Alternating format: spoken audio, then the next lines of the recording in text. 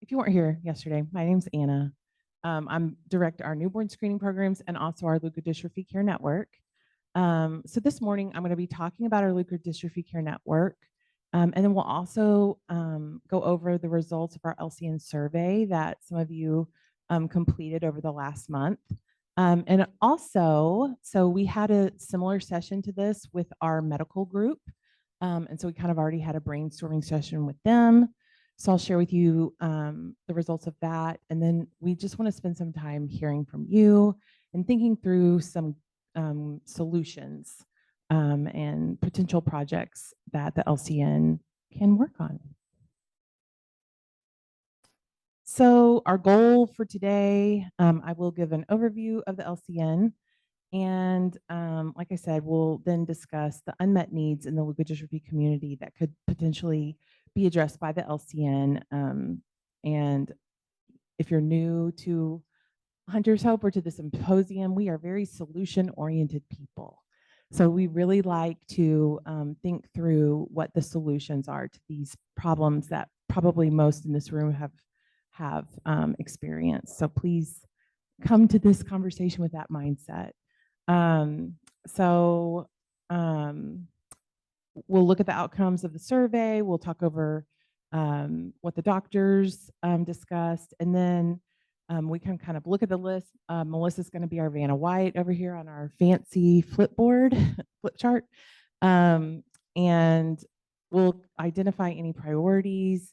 And our goal is to just prioritize a list, create a brief definition of each item, and then if any of you are interested in helping with any identified items, you can speak up, or you might get what some call voluntold. I'm known to do that. So I want to give you a little bit of background about the LCN. You may be new to Hunter's Hope, or we just haven't been around for a while. This is Hunter.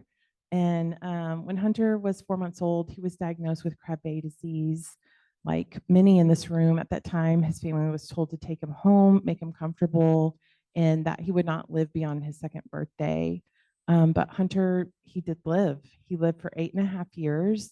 And like many families impacted by leukodystrophies, the Kellys were not given a path to navigate Hunter's very complex care.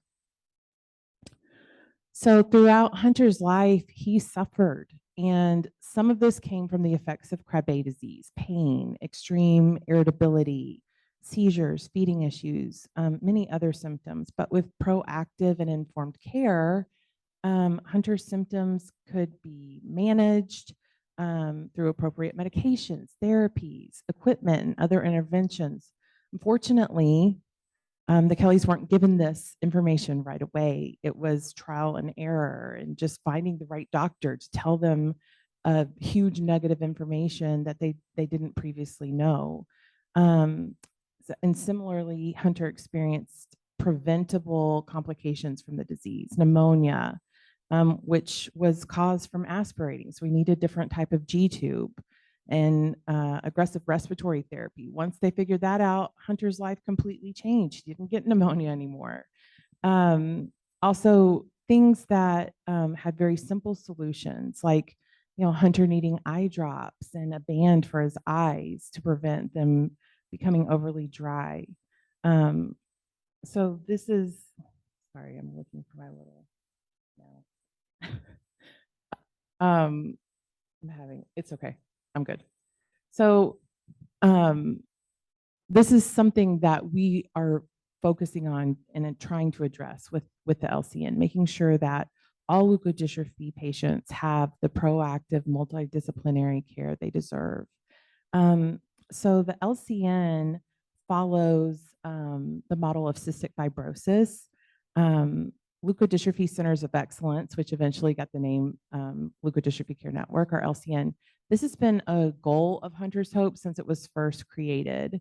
And we initially started the LCN in 2015. At that time, many of you were in the room. We were just trying to figure out what it would look like. And so when you think about that, it hasn't been that long, but I feel like we've come a long way in a short amount of time. So like I said, the LCN is based on the Cystic Fibrosis Center of Excellence model, which has led to vast improvements in the length and quality of life of children with the disease. So when the first Cystic Fibrosis Center was created, children with the disease were not expected to live beyond 6 years old. And now, as we all know, individuals with cystic fibrosis are living well into adulthood, but there's still not a cure for cystic fibrosis. It's being well managed and treated. And like cystic fibrosis, there is no cure for leukodystrophies, but they are all treatable. So Hunter and the hundreds of children and adults with leukodystrophies that we've served over the past 25 years continue to be the inspiration for the LCN.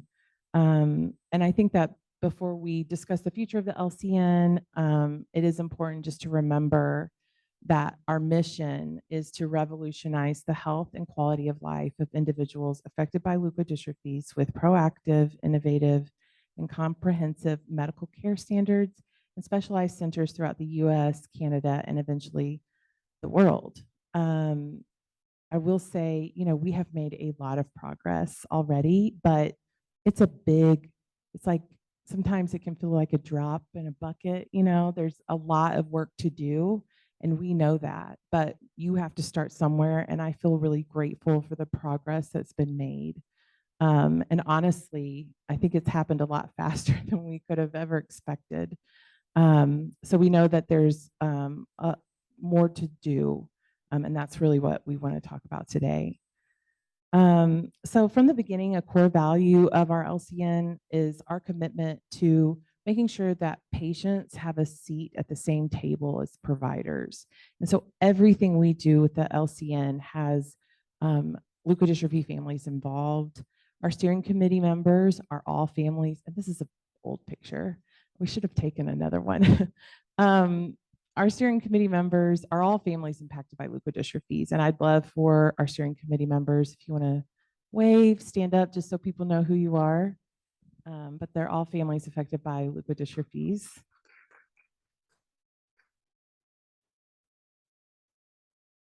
Currently, we have 12 certified leukodystrophy care centers. Hunter's Hope has a contract with each one of these centers that verify that they meet the LCN center requirements. And if you're interested in seeing the details of this contract, it is on the LCN section of the Hunter's Hope website. So we're very grateful for each one of our centers. And the way that the centers are made up, there is what's called a core team. So, and this is who are the primary providers for the leukodystrophy patients, and they're responsible for coordinating care with a larger, comprehensive, multidisciplinary care team. Each center has a director, an associate director, and then a care coordinator, which is usually a nurse or a nurse practitioner. We always say our care coordinators are the heart of the LCN, and if you've met any of them, you know why.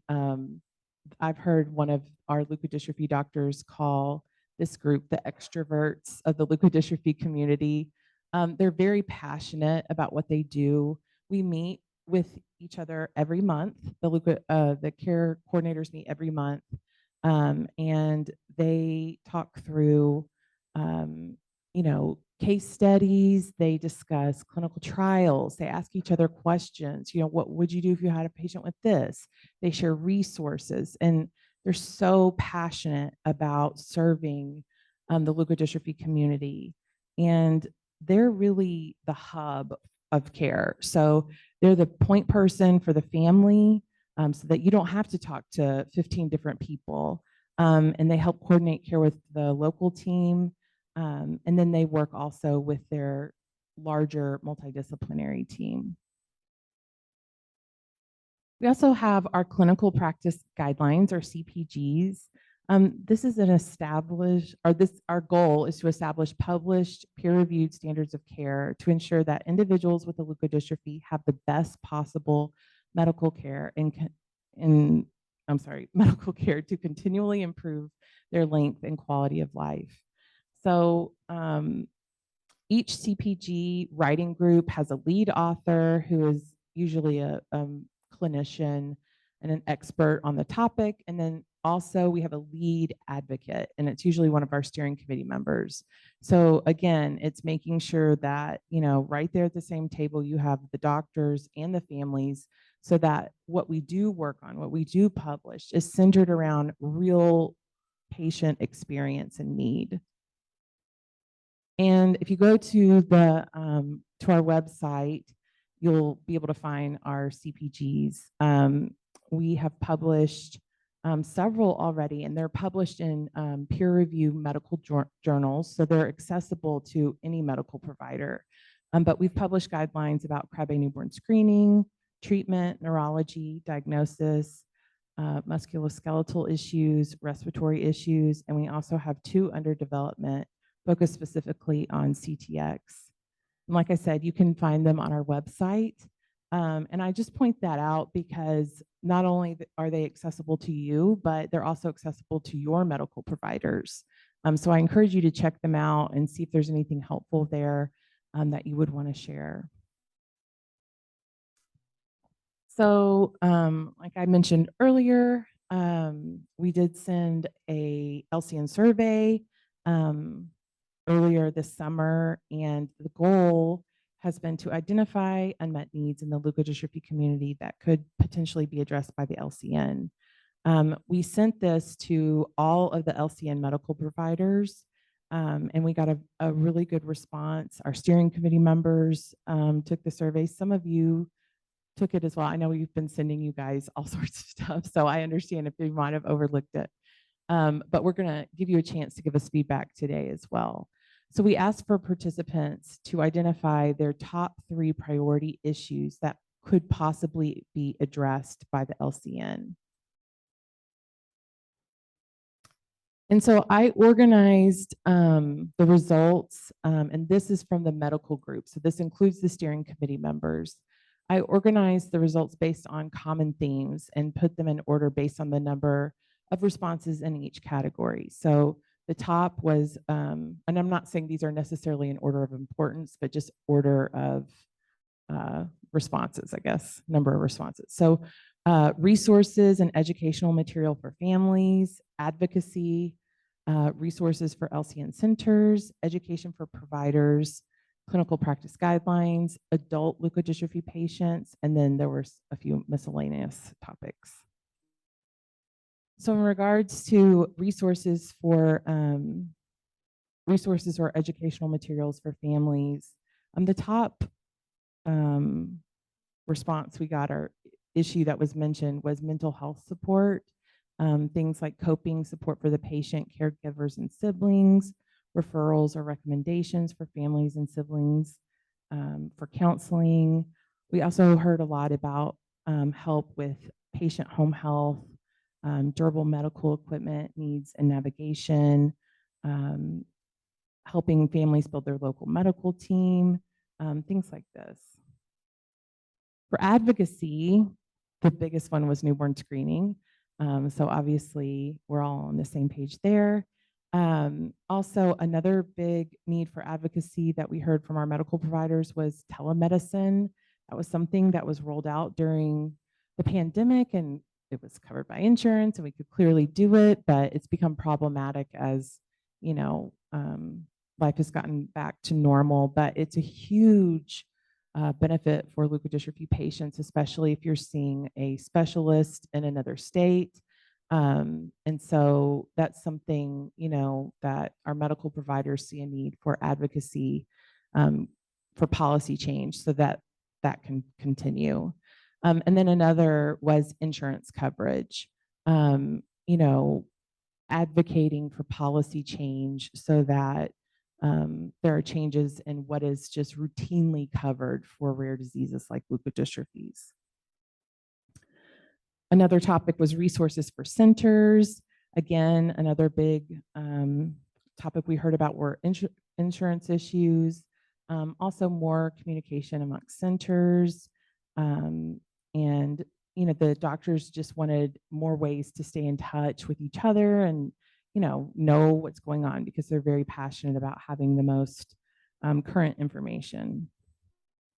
With our clinical practice guidelines, some highlights were treatment protocols, addressing disjointed care for children with many medical needs, newly diagnosed patient navigation, and consistent long-term follow-up protocols. And then education for providers. This was directed towards providers who are not in the LCN. So just your typical doctor who maybe doesn't know much about leukodystrophy. They want more doctors trained in leukodystrophies, education for non-specialty providers, educate the medical community as a whole to raise awareness about leukodystrophy. For adult leukodystrophy patients, this is something we're already working on a few levels.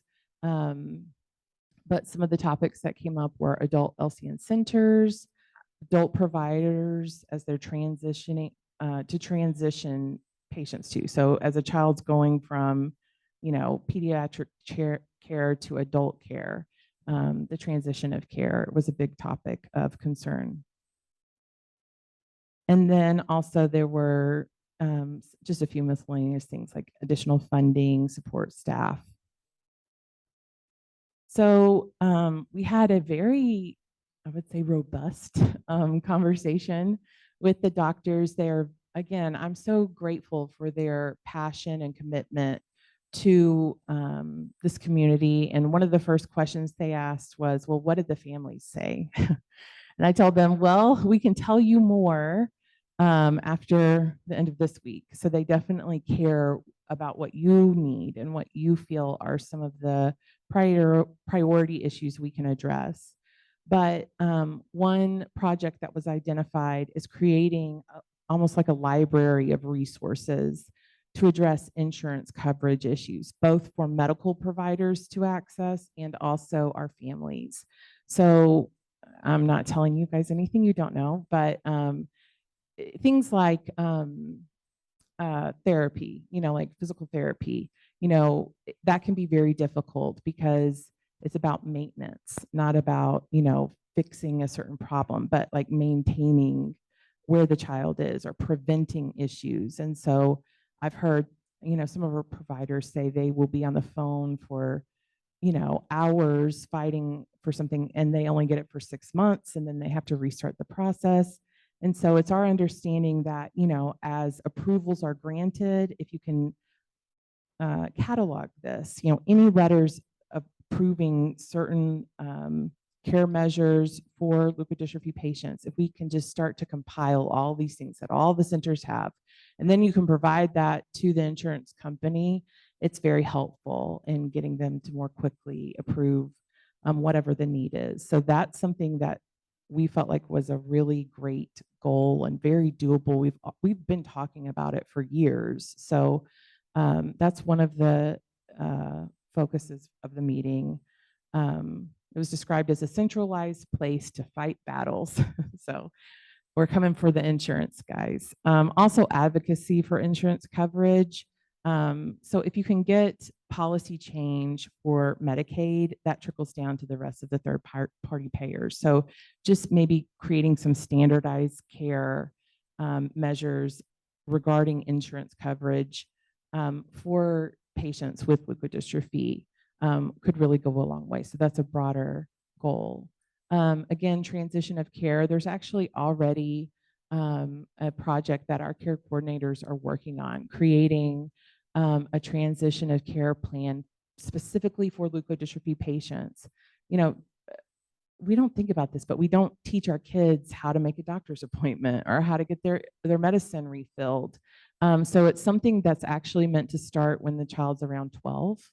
And, they can learn all of these skills, so you have that set of issues. And then also just kids who might, be under the care of their family, but they're adults now. And so finding adult providers who can appropriately care for their child. And so to that end, our medical group also talked about training and partnerships with adult neurologists. So having identified adult neurologists that we could refer families to, and that the LCNs could have partnerships with, They also talked about creating like a set, presentation that they could all give like grand rounds and just be educating other providers about leukodystrophies, and about, the LCN. They also want to expand our equipment and supply exchange, and then create some educational tools that will educate providers to correctly diagnose leukodystrophy sooner and how to treat leukodystrophies. Another item that was brought up was various handouts about different life types of leukodystrophies that the centers could have for families. And then acute care resources, so maybe letters that families could have with them if they were ever away from their normal team, so they could hand over to the emergency room. Someone mentioned even having some resources like that, just on a QR code available for families to have, but also for other facilities.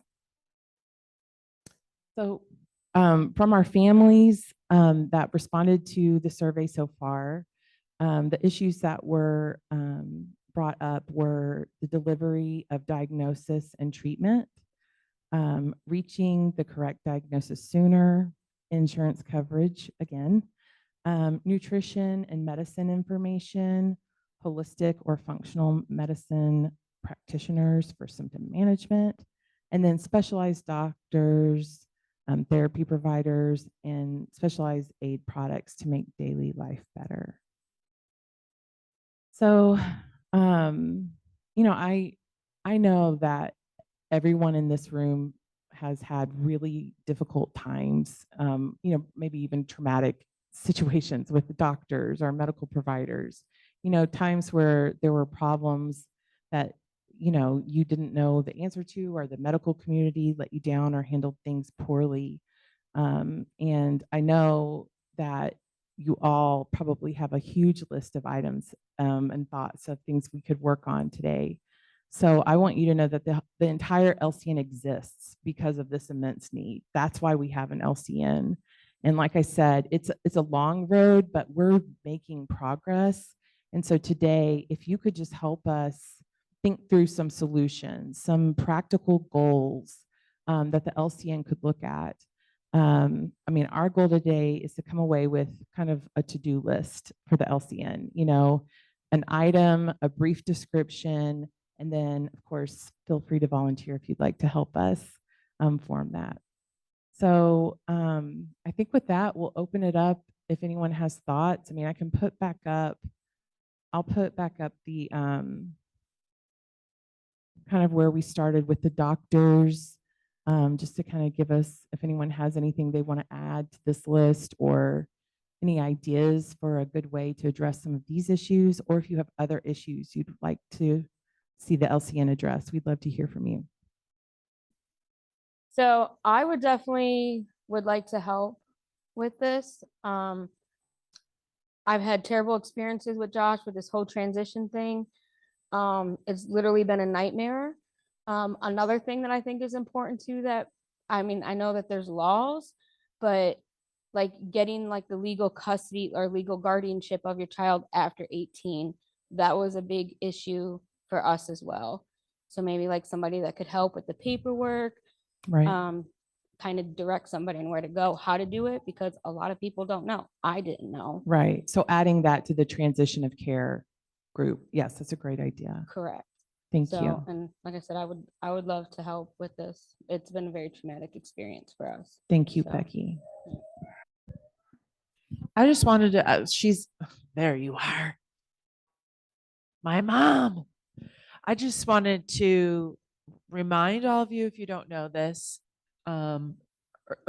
remind you if you do know this, but also to say, if you don't know this, that the idea, the concept, the creation, the guts, the tears, the sweat, the everything regarding the LCN is my mother's idea, brainchild, everything.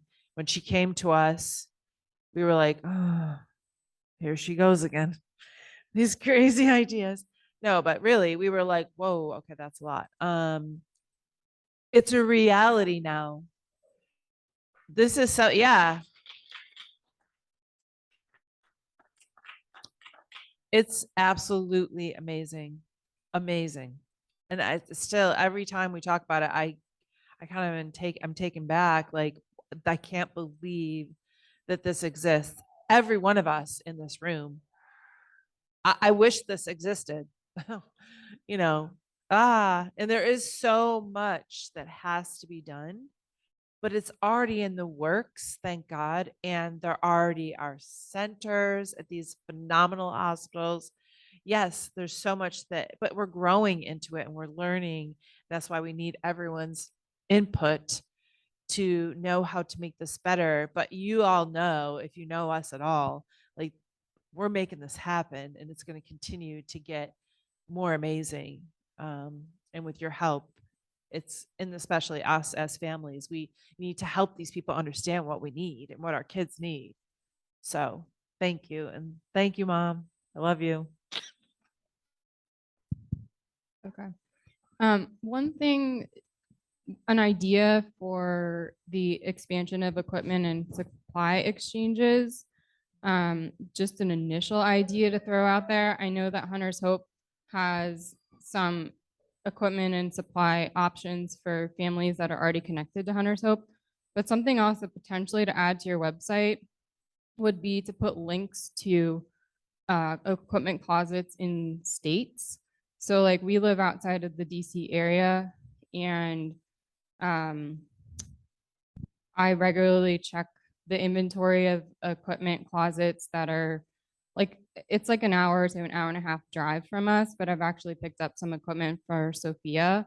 But it took me a long time to figure out that these equipment closets even existed. And if I had known about them earlier, I could have probably gotten some equipment sooner.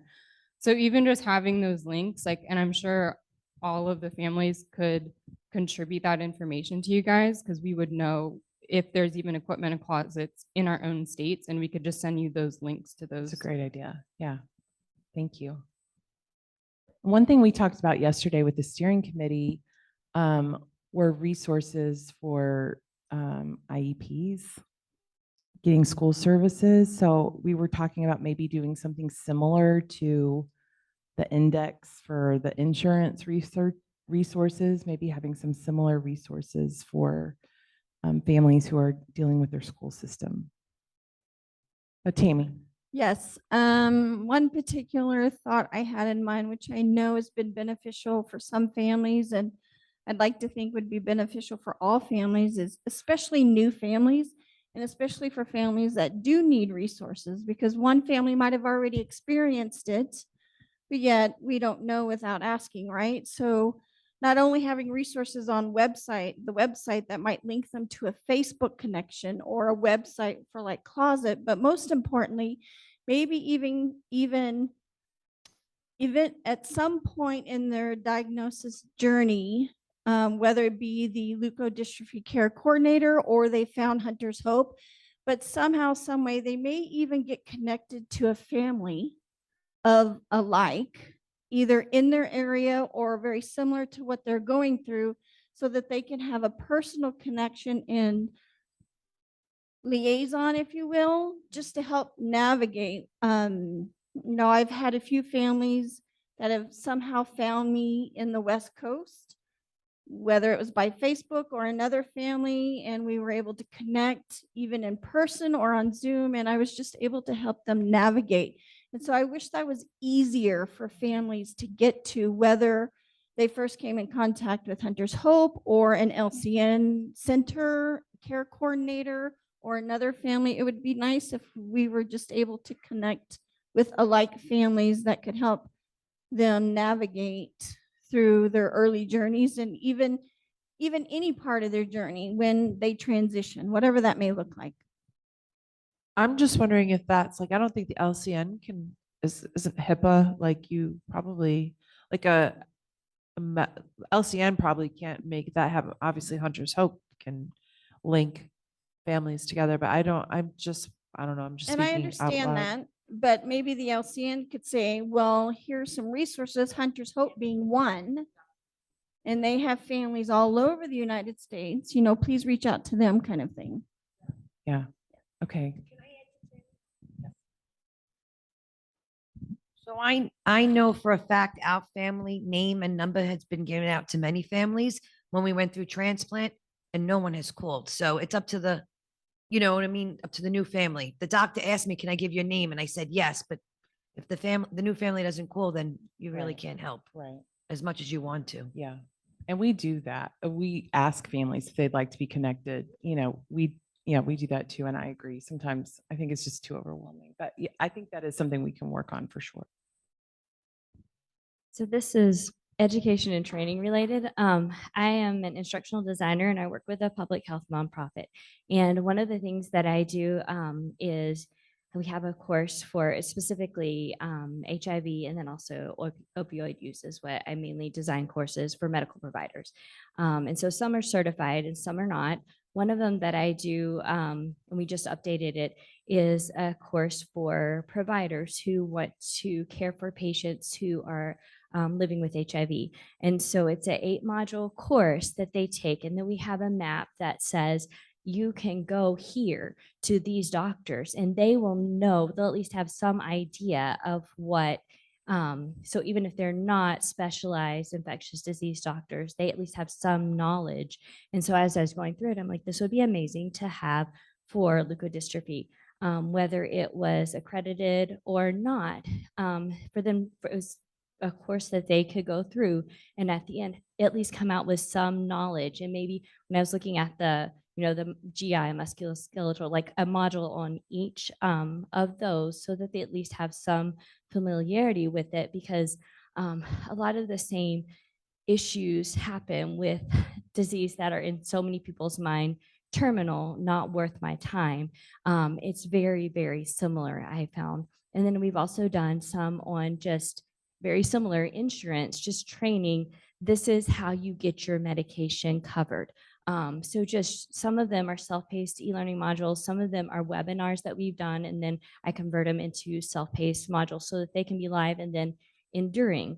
But that's something that I've been thinking of. And then when you put that on there, and I would be more than willing to help do that. So Thank you, Beth.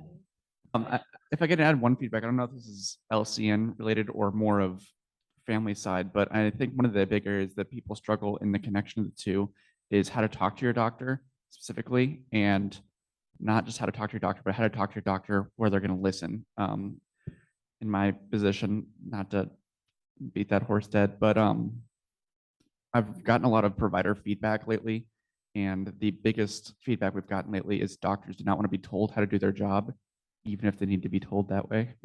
And so I can feel everybody's eyes rolling in the back of their head right now, but there's ways that you can state that, and there's ways that you can provide that feedback that moves what you need to move forward. So maybe there's- like tips Yeah, like to prepare for like your a one doctor's sheet or visit two sheeter something of like things. that. Here's things you can ask, and here's things that you do have the authority to ask, or and arm families with that going into their appointment.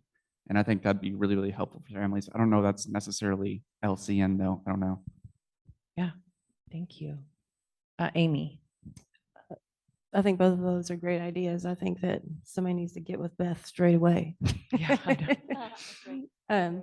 But as for the resources and stuff, I was thinking and hearing the providers talk about it. I think that getting stuff out there and getting a really good index so that it's very searchable and it links to other things, kind of like a Bible. You've got your index, you got your concordance, you got your definition, just basically where even you're reading the passage, here's a link to something else that's related.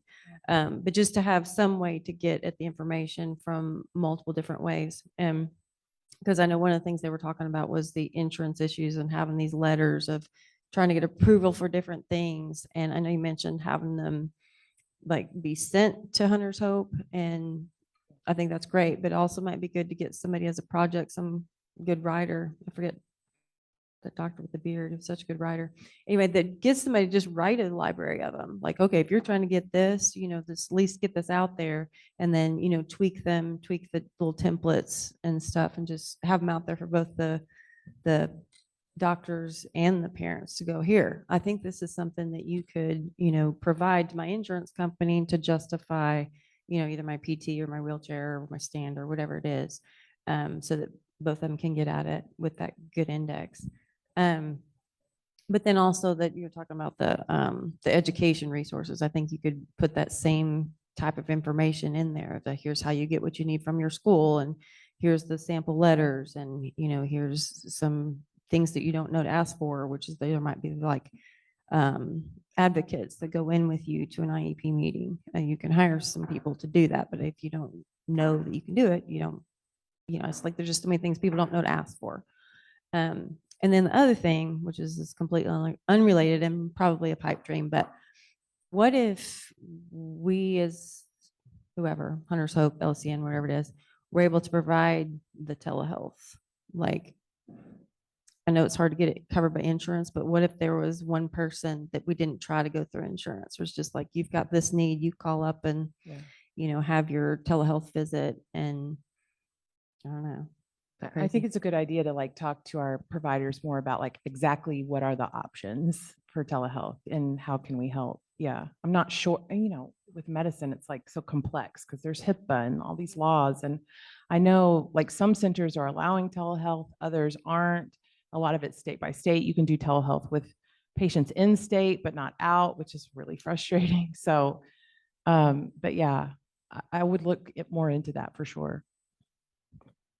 Adding to the pipe dream, are you referring to like a virtual, like it can be like telehealth can be virtual where you actually, and there's this group of virtual doctors that can address all of these same needs that are at the actual LCNs?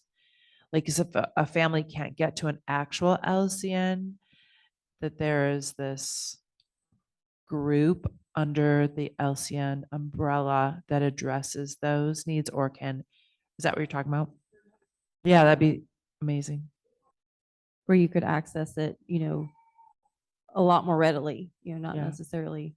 And maybe that includes the actual doctors that are already at the LCNs that we already have, but they're part of this under the LCN, and maybe adding to that, like, yeah, I saw that you had more functional homeopathic avenue of supplements or whatever, but maybe, I don't know, I know that's a lot of trying to figure stuff out, but still, at least if it's on the list, maybe someday we'll get to it. That's right.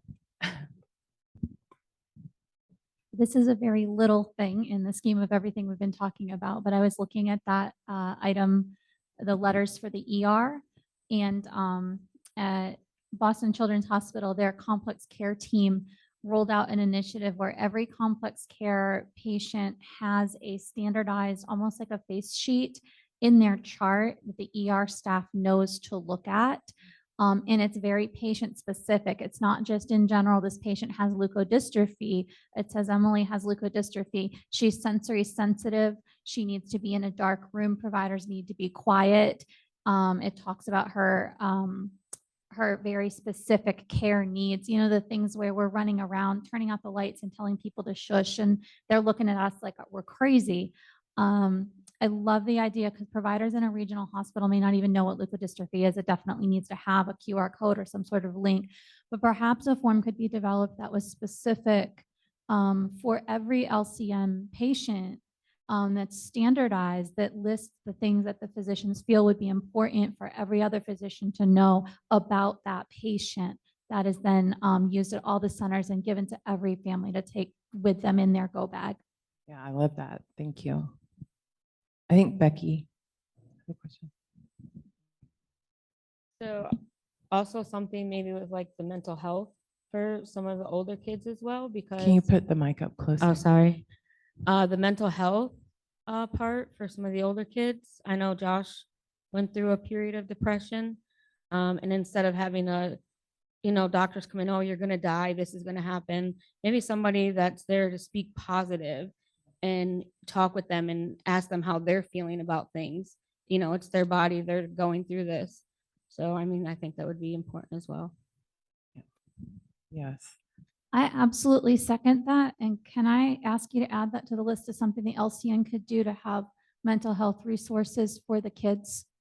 Emily went through almost 2 years of hospitalizations, as you know, and she ended up being selectively mute And they tried to tell us it was disease progression was the reason that she wasn't talking, but it was because she was so traumatized and scared that she just wouldn't talk for almost 6 months. And they ended up calling DCF, and if there hadn't been a really amazing psychiatrist on staff that day, I don't even know if she'd be with us right now. But he saw what was happening, and he went out and he told the primary team he couldn't even assess her because she was in so much pain that he couldn't do an accurate assessment. And that's when everything started to turn around for her. So yes, thank you, Becky, for mentioning mental health. Thank you both. Kristen? So what's striking me is how many of us have dealt with the same issues over the years, right? What about setting up some kind of a frequently asked questions blog or an ask the expert type blog? So if one of us had some sort of a question, the LCN has a list of go-to people. So perhaps it's a dietary question and we have somebody in one of our LCNs who might be willing to answer the question.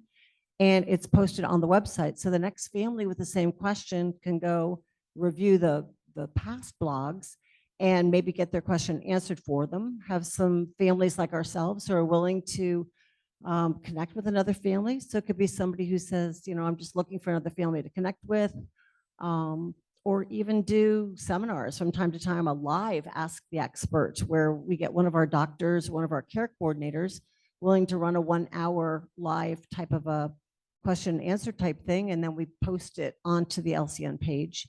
That way, all of us aren't repeating the same things and trying to uncover the same information. Right. Okay. I think that's a great idea. Thank you. Along those mental health lines and recreating the wheel and everybody having the same needs, what if there were some things that Hunter's Hope either provide, or Hunter's Hope or LCN, either whatever is applicable, provided like a person, a counselor that was kind of meeting with, I don't know, I'm not saying they hire them, but basically these virtual visits where they either do classes or, you know, small groups with, you know, the teenagers who have a sibling affected or who's passed, and, you know, just connect these kids or moms or dads would be a good group.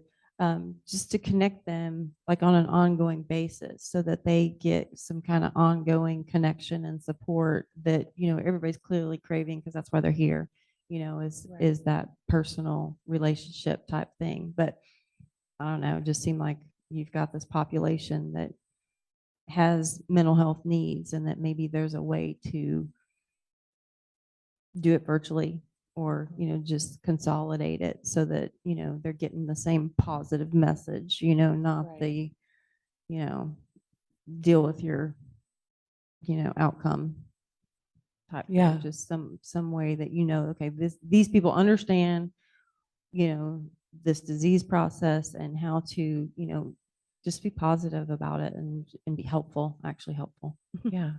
Thank you, Amy. I came in a little bit late, so I know this has kind of probably been touched on, but I think it would be cool if we could put together like, and I know this would have to be state by state because obviously the resources are different in each state, but put together like a folder that we can bring into like I would bring it into like my genetics office or into our children's hospital, so that they actually have information to give out. Because when my son was diagnosed, they weren't like doom and gloom, but they literally had nothing to tell me. They were like, we don't know anything. Like he was the first, sorry, I get so emo when I talk about it, but like he was the first person in their system. And I was like, okay, that's great. So like I did all the Googling. That's how I found Hunter's Hope, but like not everybody does that. Like not everybody gets online and is like, okay, that and that. Right. And so to have it like somebody just able to actually hand it to them would be really cool. Because also like my son's disease gets compared a lot to cerebral palsy, and to the point where like we were at an appointment like 2 weeks ago and they kept talking to me about it, and I had to be like, just so you know, like he doesn't have CP, which I do like following kids with CP because it's similar, but I'm like, do you think that he has it? Because he's already been diagnosed, and I had to like remind her. So like they don't really have resources to give out. So what can we provide to them so that they're prepared? Yeah. Because it's scary when you don't know, and not Right. everybody just gets online and looks, you know. And I also love the idea of the question list, because the amount of times I've walked out of an appointment and been like, I have 5 questions and now I don't see them for another 6 months, that's really good. Okay, thank you so much. I'm sorry, we were just having a little private conversation. I asked her if that was an FAQ and that's so great. I love those. Even though I don't really read the questions, even when you buy something, you know what I'm trying to say? They have the questions and you're like, or if you have an issue, like with your Apple phone or your iPhone and you're like FAQs, I hate those, but still like they would be helpful in this type of a situation. Yeah. Daryl and then Bobby. Just 2 things from years ago. I was in a union and we had an insurance rep. And there was times that insurance wouldn't pay for something because the provider had put in the wrong code. And you have enough problems without insurance problems. And the other thing was every piece of equipment that we ever got, I kept all the accessories off of each one. And we modified everything he had to fit him because they don't make things for our children. And one instance was he needed a stander. It was, you sit in it and then it stood you up, which wouldn't work because Nick had 2 dislocated hips and he couldn't take the pressure. And he's just going, well, he's just not able to do this. I'm like, well, he's not able to do what you're doing to him. And that's not his fault. We had a PT that found a stander from probably the 1950s that you laid down on and then you stood up. It was wooden, but it was what he had to have. And then we took like the side braces off of a chair to brace him up to where he could do that. And that's what worked for him. You just have to make things work for your kids. Thank you, Daryl. Bobby. So obviously, insurance is always a challenge. That's the top of the list. It from is, everybody. it is, and it has been, and I feel like it will probably continue to be at the top of the list. But we've hit walls with insurance before for certain things, especially medication for us, and maybe something on grants and some things to outside resources. Like I didn't know, like we didn't know that NORD had, that was even an option for when you have some of those expensive medications or expensive needs that you just cannot get insurance to cover. And I know, even for probably there are more resources there for equipment and things, like sometimes insurance is just going to say no, or you don't want them to wait a year or 2 years, so maybe just some kind of something to provide to people. Okay, if you've hit a wall and or if it's just not moving and it's been a year and you're waiting on this thing that you need, like what are some other options for grants and how to do that, like how to even find and what the process is and what kind of information they look for, and it can be intimidating. Yeah. Thank you, Bobby. Not to plug B for B, but Please that was do. perfect. That is what Believing for Briley can do. This is how we are able to work together, and it's all of us as a community of making sure we take the best care for our kids. And so if anybody hits a roadblock, if there's like a link, even put it on there. If y'all are open to that, like they can go on there, because it literally, I need you to fill out a few questions, and then my committee never tells me no, just FYI. So that's what I want to do. And I feel like I'm not really good on social media. I have a new team coming in to help me because I'm horrible at it. But I want to get it out there, and I want people to be aware that we are here for those type of grants. Like those are things that I can do, whether it be medication or a piece of equipment that you have not been able to get, or if you need travel assistance or anything like that is what Believing for Briley does. So Thank you. And yes, if you guys don't know Caprice, she is one of our steering committee members. She was too shy to wave really earlier, but she and B for B is a huge support and partner is the right word with the LCN. So yes, I love the idea of making sure that's one of the resources. Thank you, Caprice. Plug away. Yes. I don't know if, you know, let's see how I say this. Being able to provide not just equipment, but transportation needs. So when Tyler was getting transplanted, it was in the middle of a big congressional session where the executives of all the car dealers were being brought to Congress because they got all these huge bailouts, and yet they were, you know, spending money on their private airplanes. And so I reached out to one of them and I said, well, if you have no use for your private plane, would you like to take a kid back from North Carolina to New Mexico? And unfortunately, they respectfully declined, but they did reach out to me.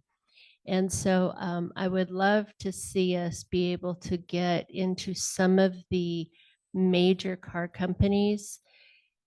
$76,000 to $96,000 for an accessible vehicle is exorbitant, you know? And how can we, Toyota used to have grants, but they don't anymore, or they only provide $1,000.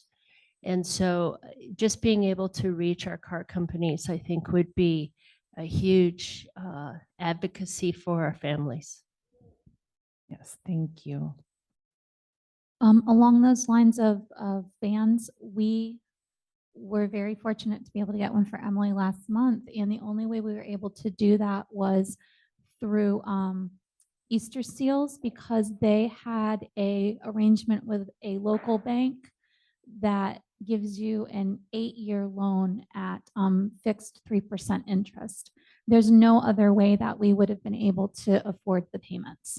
But with the reach that Hunter's Hope has, maybe it might be possible to get one of the national banks to agree to something like that to help people out. Great, thank you. And obviously we do have the Hunter's Wish gift. Right. So, you know, we are doing the best that we can through the foundation to provide, which Believing Yes. for Briley also does as well. But yeah, having a national car, you know, member, or not member, but team support, yeah. whatever, partner, Partner. that was the word, partner, would be phenomenal. So anybody, if y'all know, are close to some car dealership owners, let us know. Someone just told me last night that their whole family worked for Ford.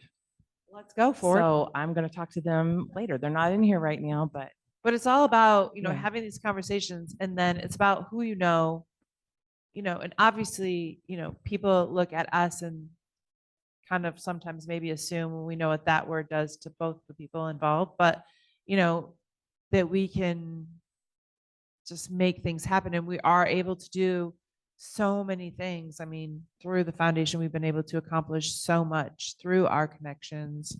But your connections matter just as much as ours do.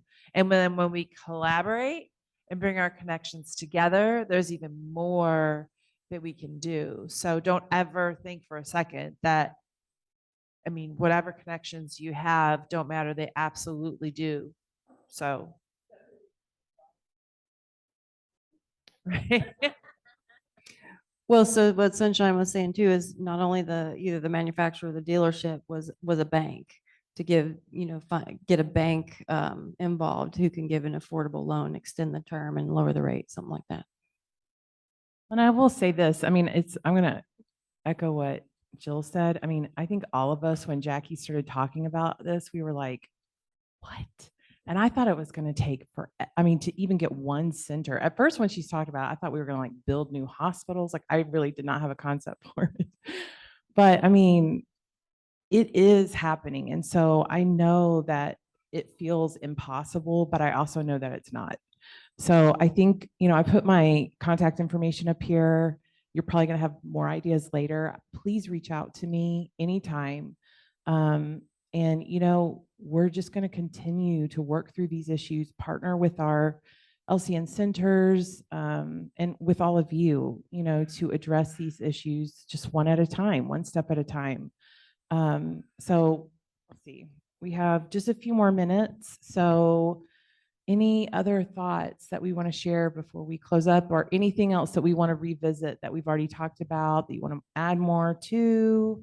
Anything that you think is a top priority? Sure, I have something. It probably has already been said again because I know I came late, but it would be cool if on the Hunter's Hope website we could do like resources that go by state.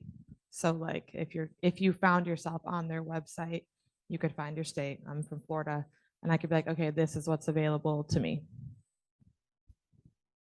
Right. Yes. There actually is, I will have to find it. There is a rare disease group that is put together, and I cannot remember which rare disease, but it applied across the board for that exact type of resource. So I'm going to try to recall that memory, and I can share it with you and with whoever else, but it is the most comprehensive thing that I've ever seen. It's like 50 pages long. I did have a question about the LCN. Mike also has a question. Go ahead. You go ahead, okay, and then Mike. I'm new to the steering committee, so a lot of the things I'm learning myself. But adding different LCN networks, is that something that we're trying to do? Like, even if there's one in a state, is it limited to only one in a state, or? No. So I'm glad you brought that up, because I actually meant to add that to my presentation last night, but I fell asleep. But I thought I had added it.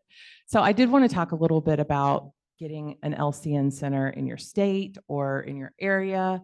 Of course, we would love to focus on places where there aren't people, but I mean, Texas, for example, is a huge state. So just because you have one doesn't mean you don't need 4 more.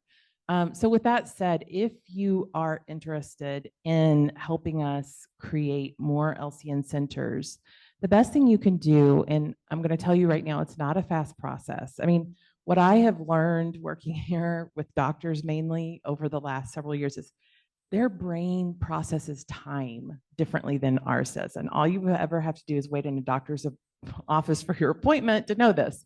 So it does move slowly. So just know that it's something where you can identify, maybe it's your child's care team and they're great. And they, you speak to them about the LCN. The first step would be to connect them to me. We can have a call. We talk to them about the LCN, and then usually from there, that's where we wait, right? Caprice and I are working on this right now.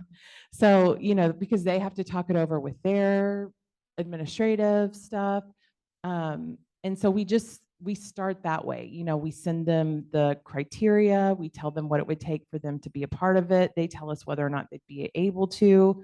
And then we just kind of figure out the plan. So if you have, a center that you think would be a good candidate for the LCN, please reach out to me and we can talk specifically how to work with your team. But I would say, choosing a couple of champions at your center who you think would be the right point person for us, who are very passionate about your child's care and who are very communicative, is super helpful. But that's right, it just takes one.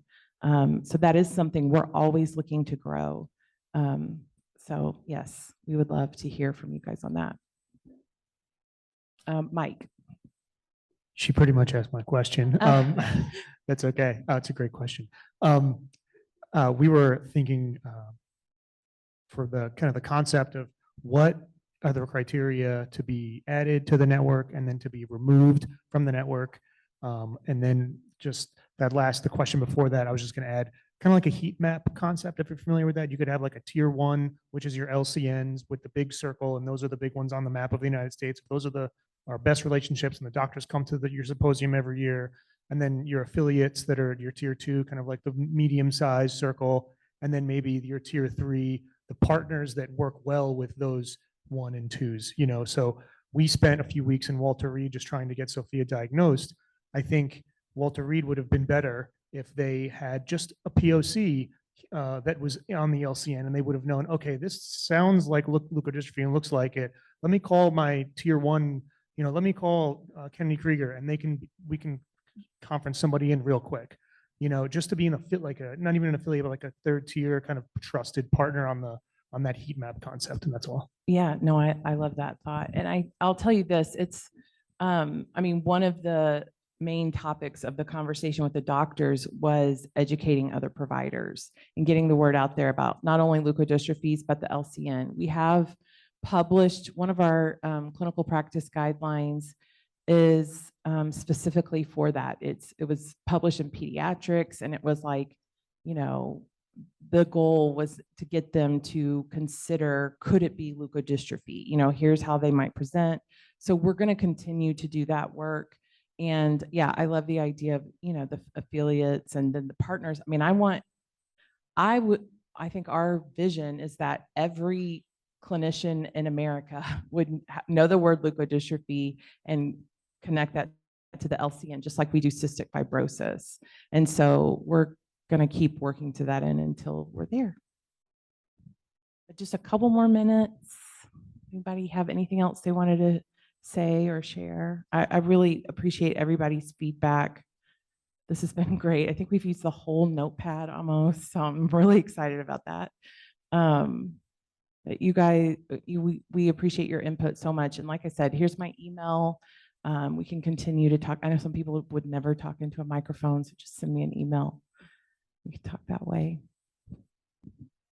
I just have a thought. I don't know a lot about the LCN, but I have a friend that is an oncology nurse, and at their office, they have a person that it's their job. If your chemotherapy is going to cost $100,000, she gets that covered for you.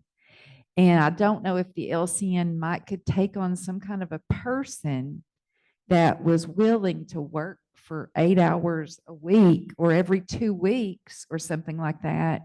And then if somebody reads on Hunter's Hope that, hey, we have this person that'll help with your meds that you cannot get covered that are $3,000 a month, then, just a thought that there are people that's their job. So if you could find a person like that was willing to work part-time or work volunteer. Yeah, that's great. Thank you, Valerie. Okay, well, I think this is the beginning of a great conversation, and we'll probably be in touch with many of you about this soon. So thank you guys so much.